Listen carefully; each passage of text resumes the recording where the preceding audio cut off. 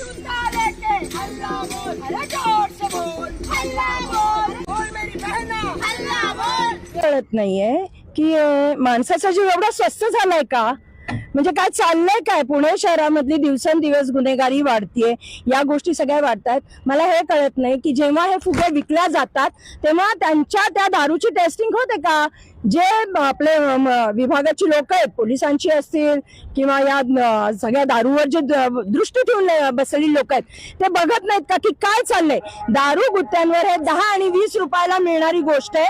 गरीब माणूस मोठी महागी दारू परवडत नाही म्हणून हे फुगे घेतं.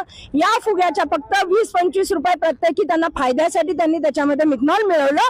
आणि एवढ्या लोकांना, मी तर म्हणते ही खोटी आहे. जे काउंट सांगतायत 15, खोटा काउंट आहे.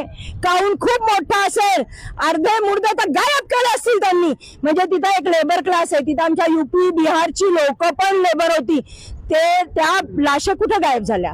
म्हणजे ही एवढी लोक मेल्यानंतर एक छोटा काउंट सांगितला जातोय कारण का उद्रेक होऊ नये म्हणून. याला जबाबदार पूर्णतः सरकार आहे.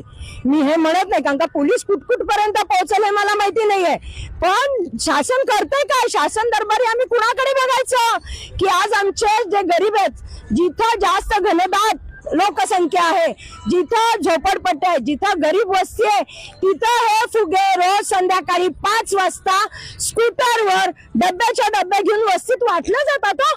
त्याला जबाबदार कोण आहे? तसंच एमडीचं पण आहे, ड्रग्सचं पण आहे. पण हे जे आहे की ज्यांनी पिल्या मेलंय, म्हणजे विष विकतात आणि आपण बघतोय केवढं निगरगट्ट सरकार आहे. आणि मी देवाभाऊंना विचारू इच्छिते, काय चाललंय काय? कोयता गँग, सगळ्या गोष्टी, ड्रग्ज माफिया, आणि आता तर याचे माफिया झाले.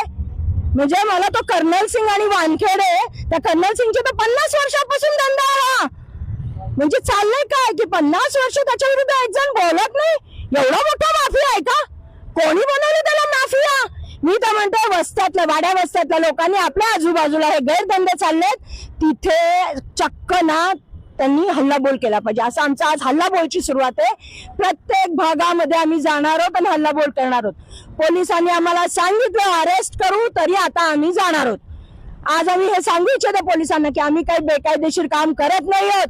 ज्यांनी हे पाजून लोकांना मारलंय त्यांच्या विरुद्ध आम्ही गुलाबो गँग रस्त्यावर उतरलोत, म्हणून आम्ही इथे आलो. आज इथे रात्री तुम्ही एक चक्कर मारा, किती असतात फुगे देतायतील. या कॅमेऱ्याच्या बाजूला एक कॅमेरा टाकून बघा, हजारो पिशव्या पडलेल्या त्या फुग्याच्या. कुठनं होते हिंमत? कुठनं हा माज आला? लोकांना मारत. यांच्यावर गुन्हा दाखल झाला पाहिजे, मनुष्यवधाचा गुन्हा यांच्यावर